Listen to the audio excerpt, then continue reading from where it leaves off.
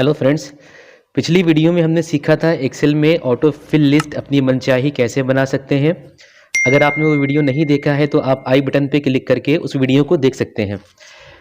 आज का वीडियो मेरा ख़ास उन लोगों के लिए है जो एक्सेल में एक्सेल वर्क पे जॉब करना चाहते हैं या जॉब करते हैं, और उनके लिए प्रॉब्लम यहाँ पर आती है कि वो किसी फाइल को जब बनाते हैं तो उसको कोई रिपोर्ट बनाते हैं तो उसको बनाने में उनको 20 मिनट 25 मिनट लगते हैं, जबकि वही रिपोर्ट अगला बंदा उसको 10 मिनट में बना देता है। तो मैं आज आपको इस तरह की कुछ ट्रिक्स बताऊंगा जो आपके एक्सेल वर्क में आपको काफ़ी हेल्प करेगा। तो चलिए स्टार्ट करते हैं वीडियो को।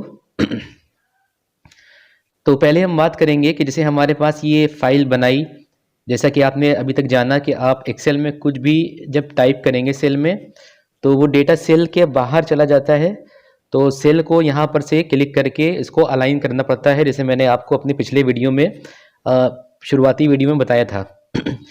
तो इसको एक साथ कैसे अलाइन किया जाता है शॉर्टकट तरीके से, तो जो मेरा सबसे फेवरेट मेथड है पहले मैं आपको वो बताऊंगा आज, उसके बाद इसके और मेथड जानेंगे, फिर आगे और बढ़ेंगे। तो सबसे पहले मैं यहाँ पर अपना वर्चुअल कीबोर्ड ओपन कर लेता हूँ और मैं अपने कीबोर्ड पे जो कुछ प्रेस करूँगा आपको इस पर प्रेस होता हुआ दिखाई देगा, हाईलाइट होता हुआ दिखाई देगा। तो चलिए स्टार्ट करते हैं।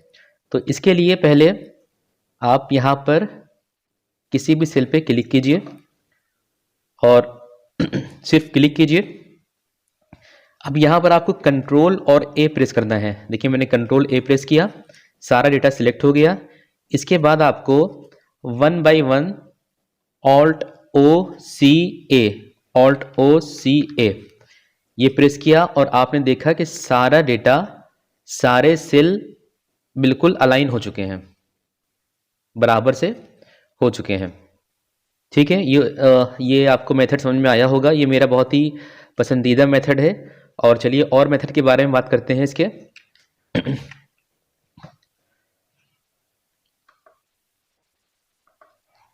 मैं इसका शॉर्टकट अपने डिस्क्रिप्शन में डाल दूंगा, आप वहाँ से भी देख सकते हैं। तो ये एक मेथड था। दूसरा मेथड ये है कि आप यहाँ से मैन्युअली सारा डेटा सिलेक्ट करने के बाद मैन्युअली यहाँ पर जब रखेंगे कर्सर को तो यहाँ पर आपको छोटा सा प्लस टाइप का बना हुआ दिखाई देगा। मैं थोड़ा सा इसको जूम कर लेता हूँ वीडियो। हाँ, थोड़ा सा अब यहाँ पर आपने रखा, यहाँ पर आपको थोड़ा सा देखिए प्लस टाइप का दिखाई देगा। इसको क्लिक करेंगे माउस से और इसको थोड़ा सा ड्रैग करके बढ़ाएंगे। मैं एक बार दोबारा सिलेक्ट करता हूँ, ठीक से सिलेक्ट नहीं हुआ है। तो कंट्रोल ए, अब ये सिलेक्ट हो चुका है और इसको जब आप बढ़ाएंगे तो देखिए जितना आप बढ़ाएंगे सारे सेल उसी साइज के हो जाएंगे। तो एक तरीका तो ये भी है। थोड़ा सा मैंने इसको बढ़ाया, सारे सेल एक साइज के हो जाएंगे। और अगर आप रो को इसी तरह एडजस्ट करना चाहते हैं, जैसे कि मैंने यहाँ पर एक रो का साइज अलग दे दिया है, चलिए मैं एक और रो को अलग साइज दे देता हूँ। ये थोड़ी चौड़ी है, इस तरह कर देता हूँ। तो आप सिलेक्ट कीजिए, सिलेक्ट करने के बाद यहाँ पर क्लिक करेंगे और एक रो को आप जो भी साइज देंगे सारी रो आपकी उसी साइज की हो जाएंगी। क्लियर? तो अब यहाँ पर एक चीज़ और देखते हैं, इसको और कैसे कर सकते हैं। आपने यहाँ पर डेटा को सिलेक्ट किया कंट्रोल ए से, सिलेक्ट करने के बाद यहाँ पर फॉर्मेट पे आएंगे, फॉर्मेट पे क्लिक करेंगे। यहाँ पर आपको एक ऑप्शन दिखेगा ऑटो फिट रो हाइट और ऑटो फिट कॉलम विड्थ। तो अगर आप रो पे करेंगे रो हाइट को तो ये सारी रो की हाइट को एडजस्ट कर देगा, देखिए। और अगर आप यहाँ पर फॉर्मेट पे क्लिक करेंगे, ऑटो फिट कॉलम विड्थ पे क्लिक करेंगे तो ये आपके कॉलम के विड्थ को देखिए इसने एडजस्ट कर दिया है अकॉर्डिंग टू योर डेटा। चलिए इतना आपको समझ में आया होगा, आगे बढ़ते हैं। और यहाँ पर मैं आपको बताना चाहूँगा कि अगर आप पूरा कॉलम सिलेक्ट करेंगे तो उसके लिए आपको यहाँ पर जैसे कॉलम का जो नेम है CDE, आप यहाँ पर माउस से एक बार रखेंगे, क्लिक करेंगे तो ये पूरा ऊपर से नीचे तक जहाँ तक भी ये एक्सेल शीट होगी वहाँ तक पूरा कॉलम सिलेक्ट हो जाएगा।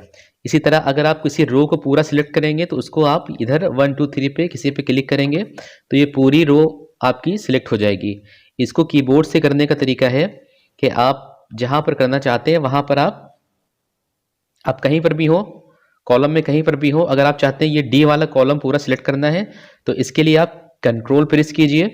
कंट्रोल के साथ साथ आप एक बार शिफ्ट प्रेस करेंगे, आपका ये पूरा कॉलम सिलेक्ट हो जाएगा। और इसी तरह अगर आप रो करना चाहते हैं तो आप किसी भी रो में हो, अगर आप इस रो में है, जिस रो को भी आप सिलेक्ट करना चाहते हैं वहां पर आइए। वहां पर आने के बाद आप शिफ्ट और स्पेस प्रेस करेंगे एक साथ, शिफ्ट और स्पेस, तो ये आपकी पूरी रो एक साथ पूरी रो सिलेक्ट हो जाएगी। तो चलिए देखते हैं आगे। और अगर आप इस डेटा में कुछ कॉलम या रो बढ़ाना चाहते हैं तो उसको कैसे करेंगे? तो जहां पर भी आप बढ़ाना चाहते हैं, जैसे कि आप यहाँ पर डेट और परचेज प्राइस के बीच में एक कॉलम और बढ़ाना चाहते हैं कोई भी, तो उसके लिए आप यहाँ पर परचेज वाले को आप यहाँ पे क्लिक कीजिए। इसके बाद यहाँ पर राइट क्लिक कीजिए। यहाँ पर आपने राइट क्लिक किया, यहाँ पर आप एक इंसर्ट आएगा, इसको प्रेस करेंगे तो यहाँ पर आपका एक कॉलम बढ़ जाएगा। मैं कंट्रोल Z करता हूँ और इसका शॉर्टकट तरीका ये है कि आप यहाँ पर पहले कॉलम को सिलेक्ट कीजिए, इसके बाद अपने कीबोर्ड से कंट्रोल और प्लस ये प्रेस करेंगे तो आपका कॉलम बढ़ जाएगा। और अगर आप किसी कॉलम को डिलीट करना चाहते हैं, जैसे कि मैं परचेज वाला कॉलम को अगर मैं डिलीट करना चाहता हूं तो मैं पहले इसको सिलेक्ट करूंगा, सिलेक्ट किया, फिर आप अपने कीबोर्ड से कंट्रोल और माइनस प्रेस करेंगे तो वो कॉलम आपका डिलीट हो जाएगा।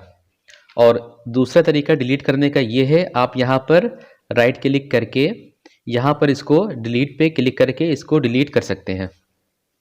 इसी तरह आप रो पे भी कर सकते हैं। आपने रो सिलेक्ट करी, आपको रो एक बढ़ानी है तो यहाँ पर आप कंट्रोल और प्लस को एक साथ प्रेस करेंगे तो आपकी रो बढ़ जाएगी। और अगर आप किसी रो को डिलीट करना चाहते हैं तो आप रो को सिलेक्ट करेंगे और कंट्रोल और माइनस प्रेस करेंगे, आपकी रो डिलीट हो जाएगी। और इतना आपको समझ में आ गया।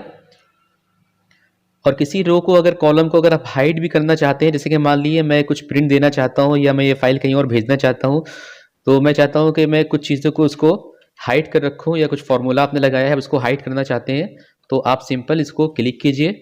रो को अगर आप कॉलम को करना चाहते हैं तो आप कॉलम पे क्लिक कीजिए और यहाँ पर राइट क्लिक कीजिए और इसको हाइड का ऑप्शन यहाँ पर आपको दिखेगा, आप इस पर क्लिक करके इसको हाइड कर सकते हैं। और दोबारा अगर आप इसको अनहाइड करना चाहते हैं तो आप यहाँ पर देखिए ABCDE यहाँ पर हाइड हो चुका है, अब ये आपके प्रिंट पे नहीं आएगा। और D के बाद E यहाँ पर गायब है और F आ गया है। अगर आप इसको अनहाइड करना चाहते हैं तो आप यहाँ से D पे क्लिक कीजिए और प्रेस यहाँ पर इसको क्लिक किए हुए आप F को भी क्लिक कीजिए, दोनों को एक साथ क्लिक कीजिए। क्लिक करने के बाद आप राइट क्लिक कीजिए, यहाँ पर राइट क्लिक कीजिए और यहाँ पर अनहाइड का जो लास्ट ऑप्शन है इस पर क्लिक करेंगे तो आपका वो कॉलम अनहाइड हो जाएगा। इसी तरह आप किसी रो को भी कर सकते हैं, सिलेक्ट करने के बाद आप इस पर राइट क्लिक करेंगे, राइट क्लिक करने के बाद इसको हाइड कर सकते हैं। और अगर आप इसको देखिए यहाँ पर 5 के बाद 6 वाली रो हाइड हो चुकी है। इसको दोबारा अनहाइड करने के लिए आप इन दोनों रो को सिलेक्ट करेंगे और राइट क्लिक करेंगे, राइट क्लिक करने के बाद इसको अनहाइड पे क्लिक करेंगे और ये रो आपकी अनहाइड हो चुकी होगी। तो इतना आप समझ गए होंगे। चलिए मैं कुछ और चीज़ें आपको बताता हूँ। एक्सेल में शॉर्टकट तरीके जानने के लिए एक सबसे अच्छा मेथड है कि आप ऑल्ट प्रेस करेंगे कीबोर्ड से और देखिए यहाँ पर इसने दे दिया होम टैब के लिए आपको H प्रेस करना है, इंसर्ट के लिए N करना है, अगर आप पेज लेआउट में आना चाहते हैं तो आप P प्रेस करेंगे, फॉर्मूला में आना चाहते हैं तो M प्रेस करेंगे, डेटा के लिए A, रिव्यू के लिए R और व्यू के लिए W। तो यहाँ पर जैसे मैंने आपको बताया था अभी डेटा कॉलम और रो को एडजस्ट करने के लिए, तो यहाँ पर मैं आपको एक चीज़ दिखाना चाहता हूँ कि जैसे यहाँ पर मान लीजिए कि मेरी यहाँ पर ये रो एडजस्ट नहीं है, ये थोड़ी छोटी बड़ी हो गई है। तो इनको एडजस्ट करने के लिए आपने यहाँ पर शॉर्टकट, अगर आपको इसका समझना है कैसे आप शॉर्टकट निकाल सकते हैं बिना किसी से पूछे, तो आप पहले कंट्रोल ए से डेटा को सिलेक्ट कीजिए और आप ऑल्ट प्रेस करेंगे। आपको मालूम है कि वो फंक्शन कहाँ पर है। ये फॉर्मेट में आने के बाद ये ऑटो फिट रो हाइट, इसको आपको क्लिक करेंगे तो ये डेटा एडजस्ट हो जाएगा। इसका शॉर्टकट जानने के लिए क्या करेंगे, ऑल्ट प्रेस करेंगे। अब आप देखिए ये होम के लिए एच और ये आपका फॉर्मेट वाला ऑप्शन होम टैब में ही है। तो आपने होम के लिए एच प्रेस किया। एच प्रेस करने के बाद इसने यहाँ पर आपको ऑप्शन दिए। अब देखिए फॉर्मेट के लिए इसने आपको दिया है ओ, तो आपने ओ प्रेस किया।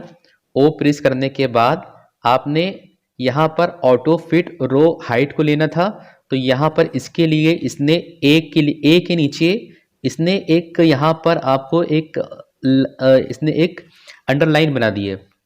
तो जिसके नीचे भी अंडरलाइन बनाई है आपको उस वर्ड का यूज़ करना है। यहाँ पर आपको ए यूज़ करेंगे। मैंने ए प्रेस किया और देखिए सारी मेरी रो एडजस्ट हो गई हैं।